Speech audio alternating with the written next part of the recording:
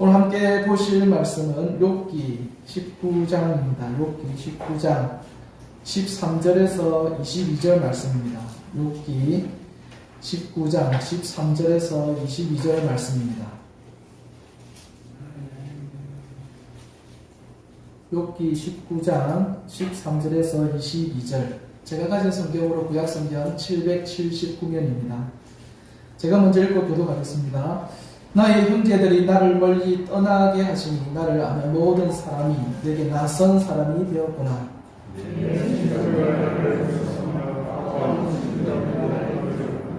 내 집에 머물러 사는 자와 내 여종들은 나를 낯선 사람으로 여기니 내가 그들 앞에서 타국 사람이 되었구나. 내가 내 종을 불러도 대답하지 않으면 내 입으로 그에게 가르쳐하리라. 내 아내도 내 숨결을 싫어하며 내 허리에 자식들도 나를 가련하게 여기는구나.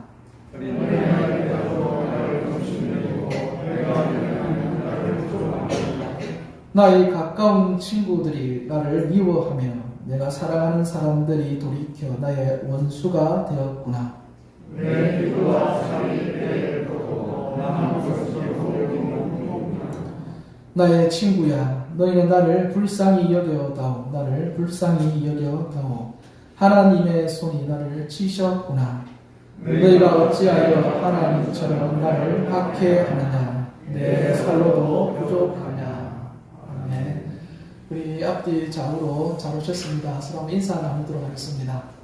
네, 잘 오셨습니다. 예, 반가운 얼굴들도 있고,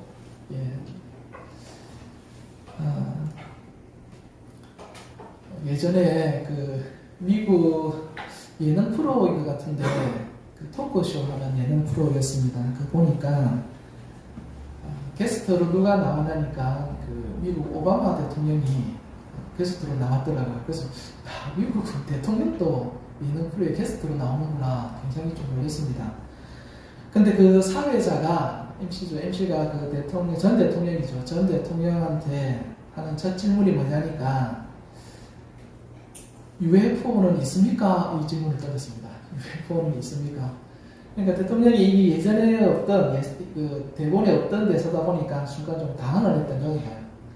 그러니까 이 사회 보는 사람이 뭐라고 말을 이어가냐니까 저는 대통령이 되면 제일 먼저 하고 싶은 게 모든 기밀 자료를 다 책상 앞에 가지고 와가지고 대통령은 다 그거 볼 수 있지 않습니까? 다 열람해가지고 UFO 있는지 없는지 나 그거부터 확인하고 싶다고 그런 얘기를 하는 거예요. 그 얘기를 가만히 듣고 있던 오바마 전 대통령이 하는 이야기가 당신은 그래서 대통령을 원하는 거라고 그 얘기를 했습니다. 그러니까 대통령의 원래 소임이 뭐라는 겁니까? 자기의 궁금증을 해결하는 게 아니라 그렇죠. 대통령은 해야 할 일이 따로 있는 건데 어떻게 당신은 그런 거 해소하려고 그렇게 얘기를 하는가 그걸 이제 우회적으로 그렇게 얘기를 했던 것 같습니다. 근데 만약에 여러분에게 알라딘의 요술 램프 혹시 아십니까? 요술 램프가 있다. 그 램프는 세 가지의 소원은 무조건 들어줄 수 있지 않습니까? 그래서 그 세 가지의 소원을 내 마음대로 이렇게 할 수 있다 하면은 그런 힘이 나에게 주어졌다면 여러분들은 어떤 소원을 빌고 싶습니까? 어떤 소원을? 없습니까, 소원? 그 참고로 로또 당첨되면은 평균을 해보니까 1등, 그게 뭐 몇십억 만원도 되는 거 아닙니까? 그 보면은 보통 이렇게 배우자들을 바꿔버리더라고요. 집도 바꾸고, 배우자도 바꿔버리고, 이거 겁나요, 소원이라는 게. 근데 실제로 인류의 역사상에 이런 일이 있었습니다. 알라딘의 요술 램프보다 더 큰 힘과 능력과 그런 초월적인 힘을 가진 존재가 이 땅에 태어난 적이 있었습니다. 혹시 누군지 아십니까? 예수님입니다. 예수님이 어떤 분이세요? 이 세상을 창조하신 창조주 아닙니까? 이 세상의 모든 비밀을 다 알고 계시는 분이고 이 세상을 창조하신 분이에요. 그래서 그런 분이 이 세상에 왔을 때에는 인간의 몸으로 왔을 때는 단순한 사람이 아니라 이 세상의 모든 비밀을 알고 이 세상에서 모든 것을 성취할 수 있는 능력을 가지고 이 땅에 태어나신 거예요. 그 예수님이. 근데 그 예수님이 이 땅에 태어나셨을 때에 보통 우리가 생각할 때는 30대 중반까지는 사셨다라고 봅니다. 그래서 한 33세, 뭐 넉넉 잡아 36세, 한 40세는 안 넘어서 갔을 것이다. 그리 보고요. 그리고 실제로 예수님이 그분의 사역을 하신 기간은 한 3년 반 정도, 4년이 채 안 됩니다. 이게 굉장히 짧은 기간이죠. 그 짧은 기간 동안에, 예수님께서는 모든 것을 알고 계시고 모든 것을 하실 수 있는 그분이 가장 중점적으로 했던 사역이 뭔지 아십니까? 십자가의 사역과 아울러서 그분이 하셨던 가장 핵심적인 사역이 뭐냐면은 율법주의를 부수는 거였습니다. 뭐 부수는 거라고요? 율법주의. 저는 인류에 이런 분이 어떻게 다시 한번 태어날 일이 있겠냐? 없죠? 없습니다. 이런 분이 다시 나올 일이 없습니다. 그러면 저는 생각할 때에 이 세상에서 우리가 해결해야 될 문제들이 얼마나 많습니까? 전쟁 문제, 기근 문제, 가난 문제, 질병 문제, 그 수없이 많은 그 문제들을 놔두고 왜 하필이면 예수님은 이 율법주의를 부수는 일에 그의 삶의 거의 대부분을 다 할애를 했을까 하는 의문이 든 거예요. 그 당시 대표적인 율법주의자들은 누구였습니까? 제사장들이었고요, 바리새인들이었고요, 서기관들이었습니다. 그 당시 유대 종교 지도자들을 하나님께서는 하나하나 깨부수는 거예요. 처음엔 저는 그걸 보고 잘 이해가 안 됐습니다. 이게 그리 중요했나? 이건 그 시대에만 존재하는 거 아니었나? 저는 그렇게 생각했어요. 그런데 제가 목회를 하면서 신앙생활을 쭉 하면서 느껴온 게 뭐냐면요, 여러분, 사람에게는 기본적인 욕구가 있습니다. 밥을 왜 먹습니까? 배가 고프니까. 식욕이라는 게 있잖아요. 식욕이 있으니까 밥을 먹는 거예요. 식욕이 없으면요, 밥 안 먹습니다. 그 다이어트 식품들 중에 대부분 보면은요, 이 호르몬 그 분비를 통해서 헛배 부르게 음식을 안 먹은데도 배가 부른 포만감을 심어줘요. 그래서 음식을 안 먹게 해서 살 빠지게 하거든요. 그래서 식욕이 없으면 우리가 음식을 안 먹어요. 안 먹게 되는데 식욕이 있어서 사람들은 먹습니다.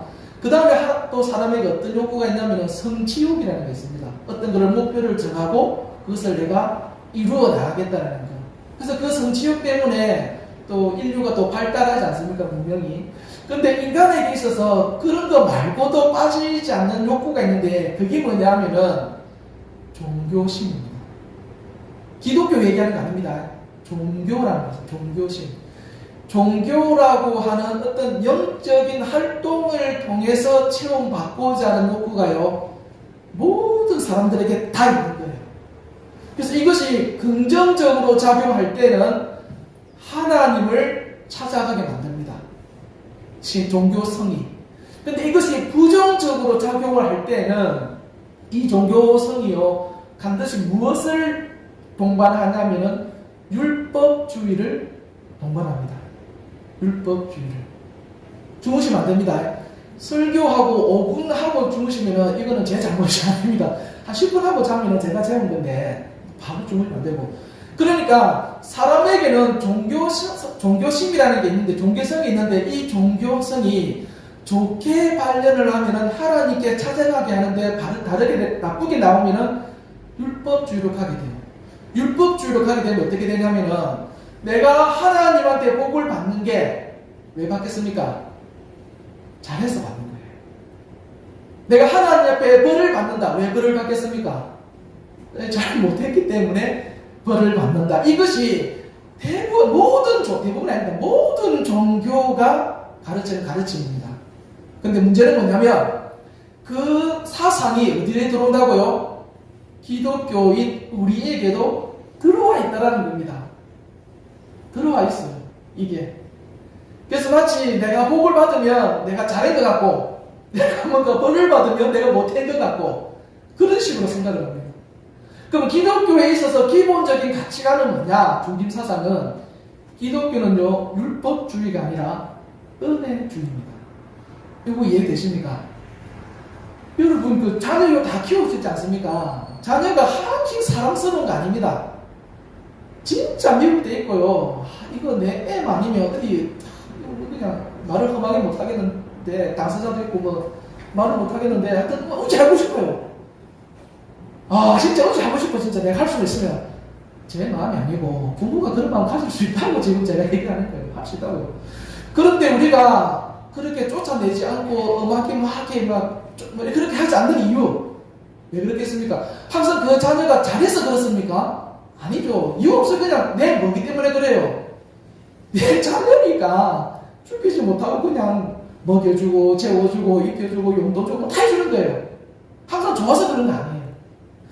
하나님이 우리에게 복을 주시는 거 우리가 잘해서 하는 거 아닙니다. 그냥 그분이 우리에게 뭐 주신 겁니까? 은혜 주신 겁니다. 그분이 우리에게 율법을 지켜라, 법을 주신 거는 이거 잘 지키면 너가 복 받는다 이렇게 주신 게 아니고, 이것을 지킴으로 인해서 너희는 다른 이방 종교 마귀의 자녀가 아니라 누구의 자녀라는 겁니까? 하나님의 자녀라는 표지로서 하나님이 우리에게 율법을 주신 거예요. 우리가 하나님의 자녀가 되든지 하나님의 자녀가 안 되든지 누구의 자녀입니까? 마귀의 자녀가 되든지 둘 중에 하나밖에 없어요, 선택이. 그런데 하나님이 우리에게 하나님의 자녀가 되는 방법으로서 율법을 주신 것이지, 그거 우리가 다 잘 지킨다고 우리가 복 받는 것, 그거 어긴다고 해서 우리가 벌 받는 것 아닙니다. 그럼에도 성경에서는 어기면 벌 받는다라는 거, 이 어겼어, 이 못 때렸어, 네가 법을 어겨, 이렇게 벌 주는 게 아니라, 그걸 어기면 누구의 자녀로 가기 때문에 그렇습니까? 마귀의 자녀로 가니까 그거 막으려고 하나님의 율법을 어기면은요, 때리기도 하고 야단치기도 하고 하시는 거예요. 화가 나고 뭐 저주 걸고 하는 게 아니라. 그런데 우리 신령 가운데는 이 율법주의적인 태도가 굉장히 들어가 있습니다. 이것이 인간의 근본 바닥에 깔려있는 사상입니다. 그래서 그 바닥에 깔려있는 사상을 오늘 본문에서 누가 주장하느냐 하면은 욥의 친구들이 끊임없이 이야기하더라는 거예요. 욥기 구조를 잠시 말씀을 드리면, 저번 시간 말씀드렸습니다만은 욥하고 세 명의 친구들하고 그냥 토론입니다. 말싸움하는 거예요. 그래서 세 명의 친구들이 먼저 돌아가면서 이야기하고, 그러면은 이제 나중에 욥이 그 친구들 말에 대해서 반박하고, 이렇게 네 명이 한마디씩 하잖아요. 그러면 1라운드. 그래서 1라운드가 총 3라운드까지 이루어집니다. 격투기도 아니고 3라운드까지 다 이루어져요. 그러고 나면 이제 하나님이 나타나서 모든 걸 판결해 주시거든요. 근데 오늘 본문은 몇 라운드냐면 2라운드입니다. 이제 두 번째 서로 말다툼 하는 겁니다. 근데 말다툼을 하는 건데 그냥 뭐 말하는 방식, 논리가 다른 거지 결국은 똑같아요. 이 친구들이 뭘 얘기하느냐면, 사람이 하나님한테 복을 받는 거는 하나님한테 잘해서 받는 거고, 사람이 하나님한테 벌을 받는 거, 특히 욥처럼 뭐 그렇게 너무 심하게 고통받는 거는 뭐 지어서 그렇다는 겁니까? 죄 지어서 받는 거다. 지금 욥의 친구들은 그거 이야기하는 거예요. 그러니까 지금 욥의 친구들이 이야기하는 거는 얼핏 봐서는 맞지만은 이것은 어떤 태도라는 겁니까? 금방 제가 말씀드린 것처럼 율법주의적인 사고를 이 친구들이 가지고 있는 거예요. 그래서 이 주장에 대해서 욥은 끊임없이 그건 아니야 하고 얘기하는 겁니다. 여기까지는 이해가 되십니까? 자, 그러면 오늘 본문을 한번 들어가 볼게요. 그래서 친구들이, 야, 욥, 니같이 그렇게 고통에 있는 거는 하나님이 네가 지은 죄가 있으니까 벌을 주신 거야 라고 얘기를 하니까, 욥이 이미 1라운드 때 얘기했거든요. 나 죄 없다고. 그런데도 자꾸 죄가 있다니까 욥이 뭐라고 이야기하느냐면, 좋다. 그럼 도대체 내가 무슨 죄를 지었는지 너가 한번 얘기해봐. 너가 볼 때 내가 뭔 죄 지었는데 한번 얘기해봐. 내가 뭐 죄 지어서 고통받는 거라며. 그럼 얘기해봐라. 뭔 죄인데 내가 뭔 죄를 지은 것 같아. 이렇게 물어요. 그러니까 욥의 친구들이 딱 보니까 없어. 딱히 뭐 지적할 만한 죄가 안 보여요. 그러니까 하는 이야기가, 욥아, 미안한데 아무래도 은밀한 죄가 있지 않겠나. 그러니까 눈에 보이지 않는, 우리는 모르지만 하나님하고 니하고만 아는 은밀한 죄가 있어서 하나님이 이렇게 심판을 하시는 것 같다. 그러니까 욥, 너 그 은밀한 죄 찾아서 회개해. 이렇게 나오는 거예요. 이 말을 들으니까 욕은 기가 찬 거예요. 왜냐하면 사람마다 은밀한 죄 없을 수 있습니까? 다 있습니다. 다 있습니다. 집 안에서만 서로 대화하고 통용되는 대화들이 있잖아요. 사람마다 다 은밀한 죄가 있거든. 근데 그 은밀한 죄로 하나님이 벌 줄 것 같으면 욥 자기만 벌을 받았겠다는 거예요. 누구도 벌 받아야 됩니까? 욥의 친구들도 벌을 받아야지. 야, 은밀한 죄로 내가 지금 애 10명 다 죽었어. 내 재산 다 없어졌어. 부인 내 떠났어. 도망쳤어. 야, 이 정도면 그럼 누구도 은밀한 죄 있으면 누구도 거기에 상응하는 벌을 받아야 될 건데 하나님이 내 은밀한 죄로 나한테만 벌을 주는 거, 야, 그거는 말이 맞지 않지 않느냐, 그렇게 이야기하는 거예요. 그래서 19절 4절이죠. 19장 4절 한번 읽어볼까요? 찾으셨습니까? 19장 4절 한번 읽어보겠습니다. 시작.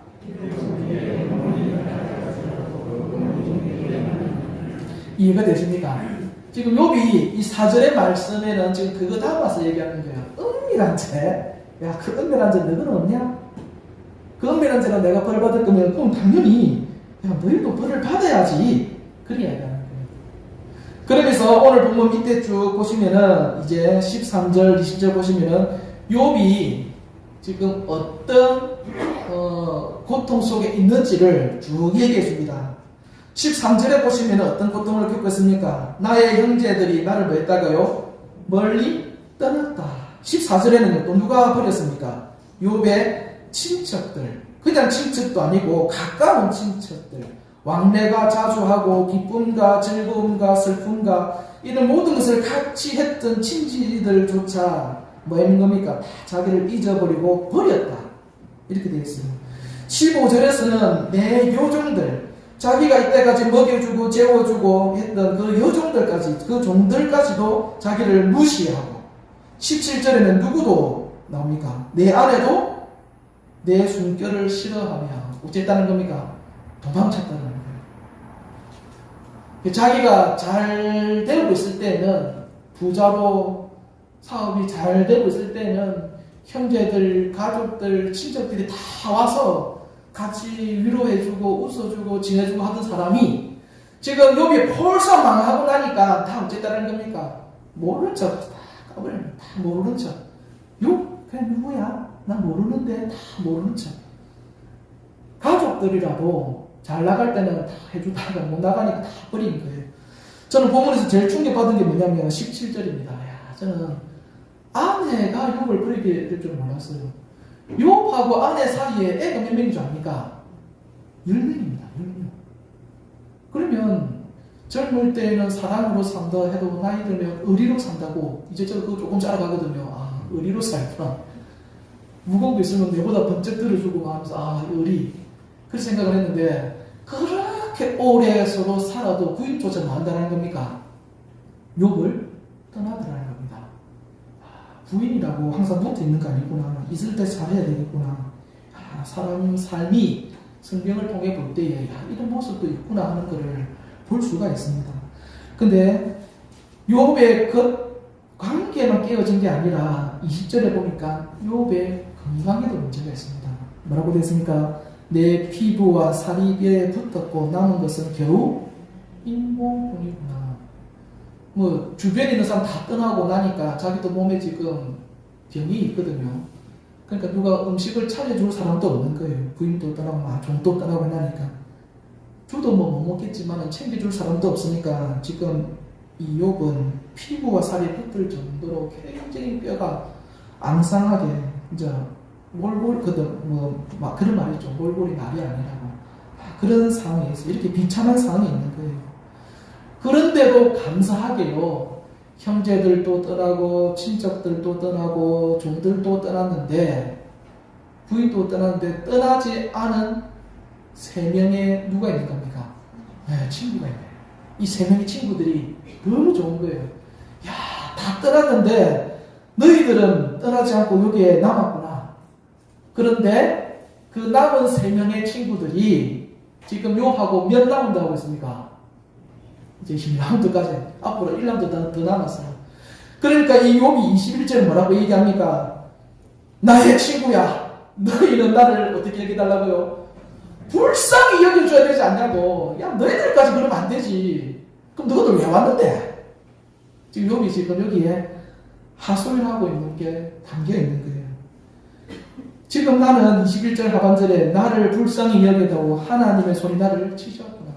하나님이 나에게 준 고통만으로도 내가 감당하기 힘든데 너희들까지 왜 그러는데? 친구들 믿을 거 없구나. 여기까지 간 겁니다. 사실 욥의 주장은요 틀린 거 아닙니다. 친구들은 죄를 지어서 그렇다고 했는데 욥기 1장에는 이미 욥이 왜 벌을 받는지 이야기하고 있습니다. 욥은 죄에 의해서가 아니라 마귀와 하나님과의 관계 속에서 지금 애매하게 고난을 받고 있는 상황이거든요. 그래서 죄로 인한 거 아니에요. 욥의 말이 틀린 건 아닙니다. 그런데 문제는 뭐냐면 이 욥의 고난을 통해서 욥은 무엇을 발견해야 했냐면은 하나님의 주권이라는 것을 인정을 했어야 한다는 겁니다. 여기 결론 부분입니다. 뭘 인정해야 된다고요? 하나님의 주권. 제가 맨 처음에 뭐 얘기했습니까? 기독교 신앙은 율법주의가 아니라 뭐라고요? 은혜가 있습니다. 은혜. 이게 욥이 어떻게 힘들든지 잘 보십시오. 처음에 욥이 진짜 신앙 고백 잘했습니다. 1장 21절 한번 찾아볼게요. 1장 21절 욥기 1장 21절 하나님 앞에서 욥이 진짜 그 고난 속에서 해야 했던 고백은 뭐냐면 욥기 21장입니다. 찾았습니까? 네. 한번 읽어보도록 하겠습니다. 시작.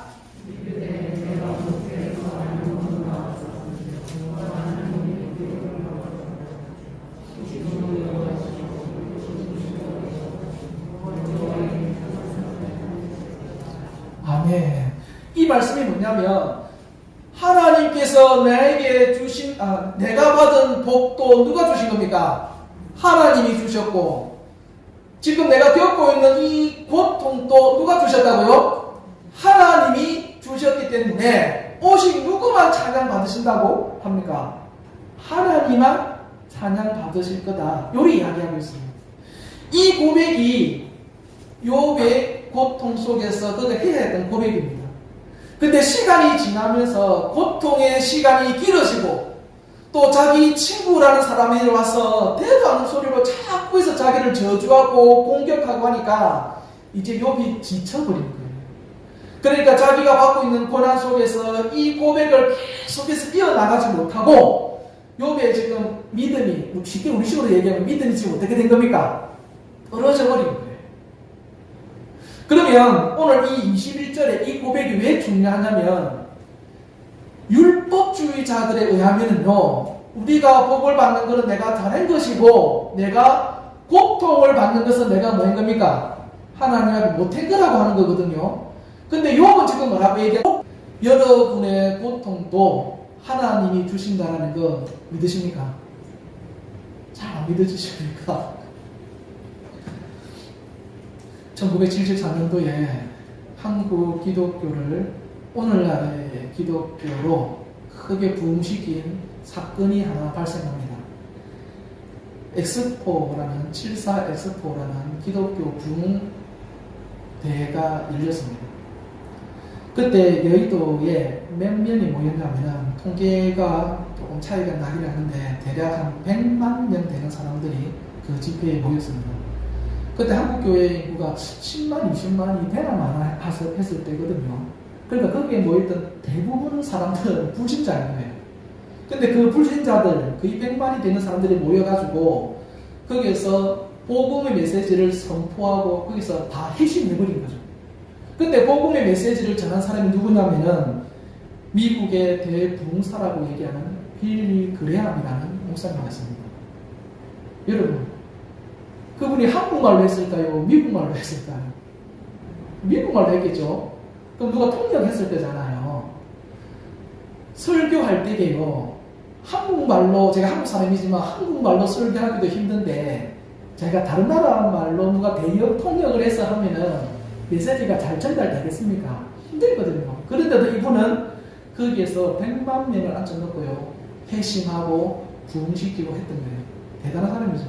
그 뒤로 이제 한국 기독교의 기본 토대가 닦여진 거예요.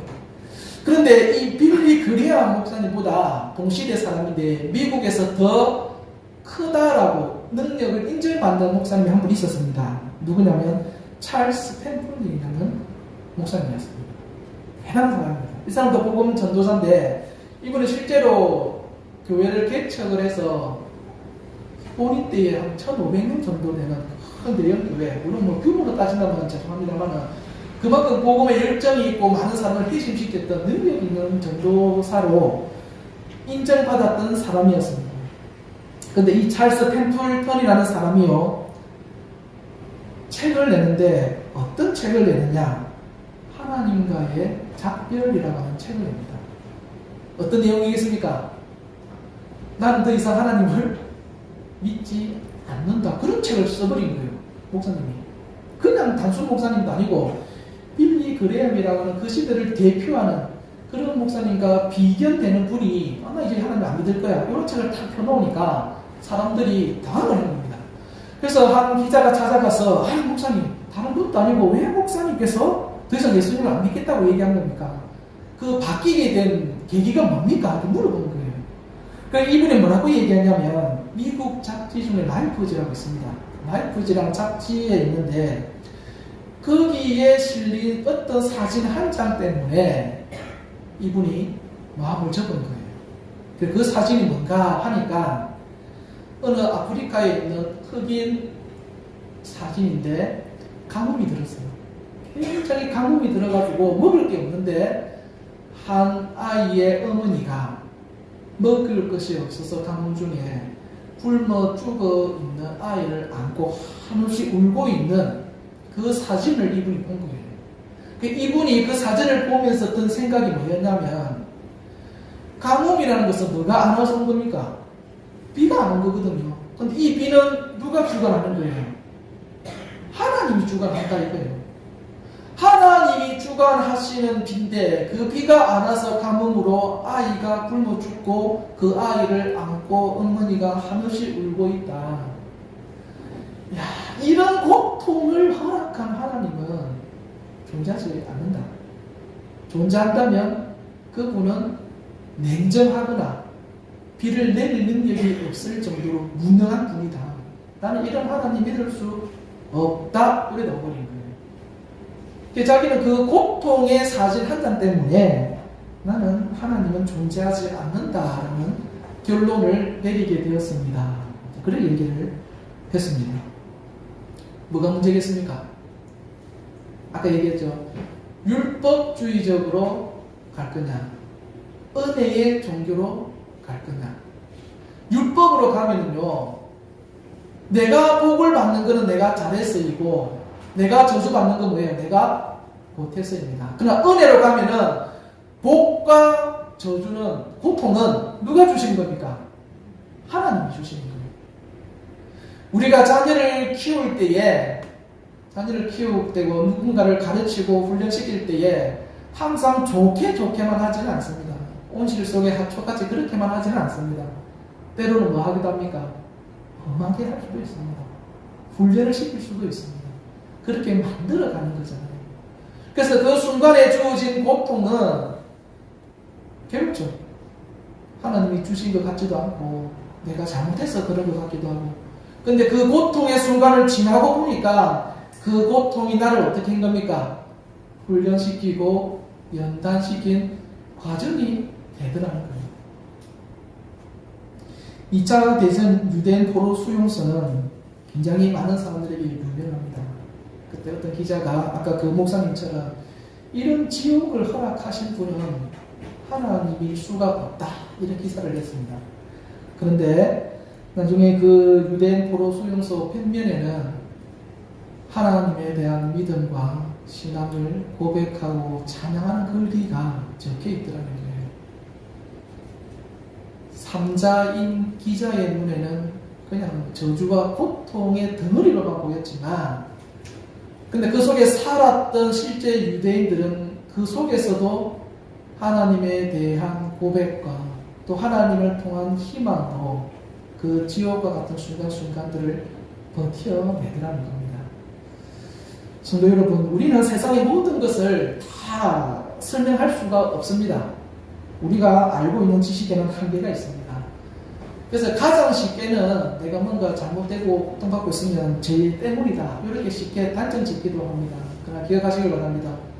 축복도 하나님이 주시는 것이고 고통도 누가 주신다고요? 하나님께서 주십니다. 그 순간에는 우리는 이해 못합니다.